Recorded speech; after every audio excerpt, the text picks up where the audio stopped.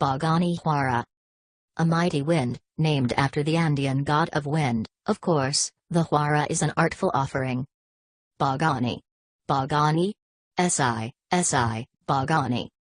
After 14 years as the auto industry's house of Fabergé, Pagani Automobili has built the paltry sum of 132 cars, just shy of Ferrari's output every 2 weeks. Most are the original Zonda, with just 10 of the new, US-bound Huayras yet in existence. Judging from the interrogations we received while stuck behind a massive wreck on the autostrade only 10 minutes from Pagani's Modena, Italy, headquarters, that's not enough to sear the brand into the consciousness of the locals, who are accustomed to seeing Ferrari, Lamborghini, Maserati, and Ducati test vehicles tearing up their streets. Mauricio Pagani's customers, an all-hands meeting wouldn't make a decent lunch rush at a Denny's, don't seem to mind the brand's obscurity. If you can peel off an easy million for a new Huayra, which starts at €849,000 or, when it arrives later this year, the spot exchange equivalent in dollars, chances are good you own a lot of stuff that Italian truck drivers have never heard of. To be sure, Modena is a tough town to make a splash in. But the Huayra, pronounced Huayra, has the requisite assets.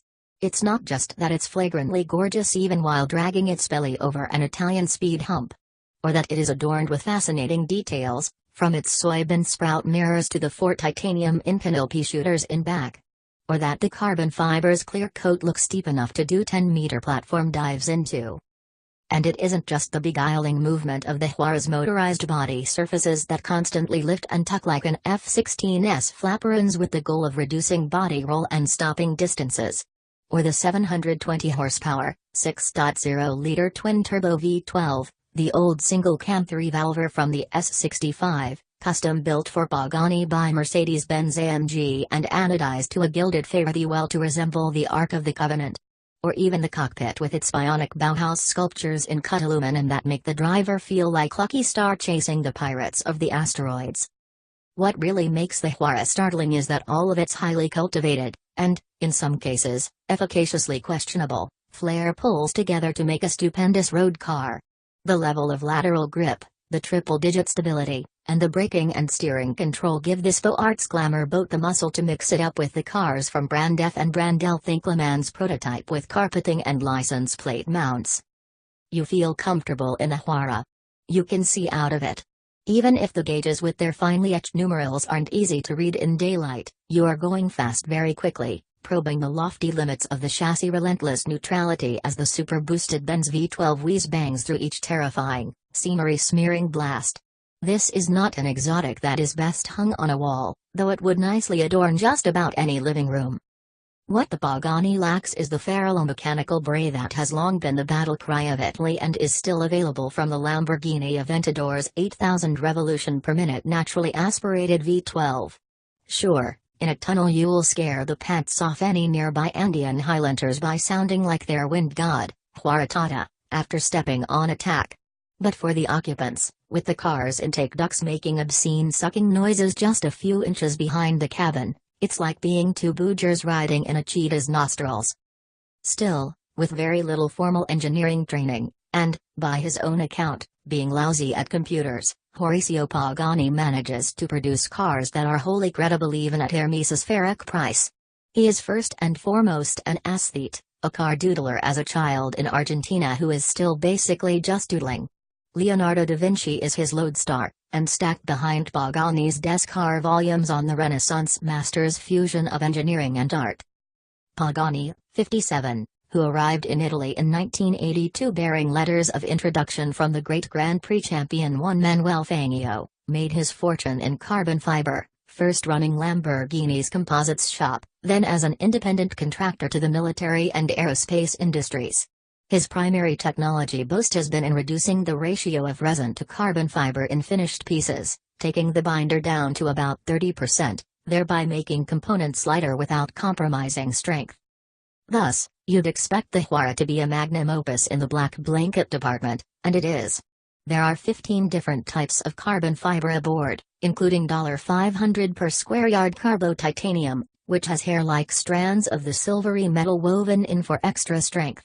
5 sheets, each only 1 mm, 0.04 inch, thick, are molded together to form the walls of the central tub.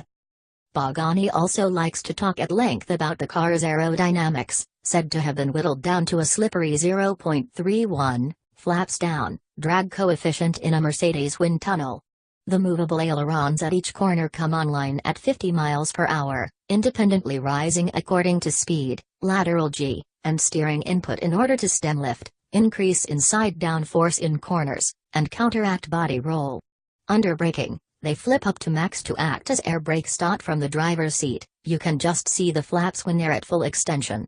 It's impossible to know without pulling a fuse whether they are an automatic hydropneumatic front suspension jack, which lifts the nose slightly at speed to vary the car's angle of attack, fulfill their mission of reducing body pitching and braking distances and sharpening straight-line stability when closing in on the claimed 224 mph top speed.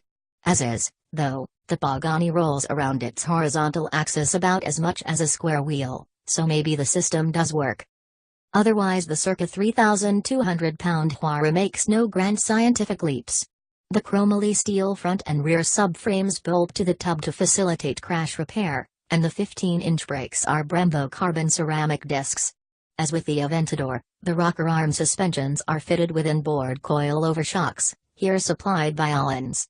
The magnetic shocks used by Ferrari, but not Pagani, would add a touch of modernity and some low-speed suppleness to the Huayra's otherwise decent ride.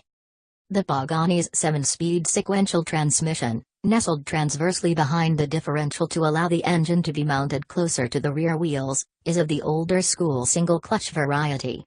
Pagani says the box, built by racing suppliers Track, saves about 200 pounds over a dual-clutch, a critical difference considering the transmission's location. But it does so at the cost of slightly longer upshifts and lagging torque holes at town speeds. Stomp it and you get a downshift with all the subtlety and finesse of a refrigerator tipping over. The company says it's still tuning the software.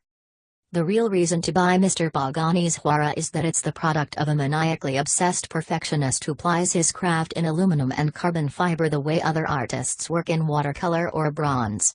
Everywhere you look on an unpainted Huayra body, for example, the carbon fiber weave patterns mate perfectly, whether it's in a herringbone pattern down the spine or, most impressively, across the air gaps between the doors and the body. The metal pane housing the navigation screen and climate controls is machined from a single 15-pound block of aluminum and fitted with delicate teardrop buttons made to resemble a clarinet's keys. Pagani is an avid, self-taught musician. The ignition key is an approximately 4-inch long model of the Huayra milled in aluminum that costs the company $3,700.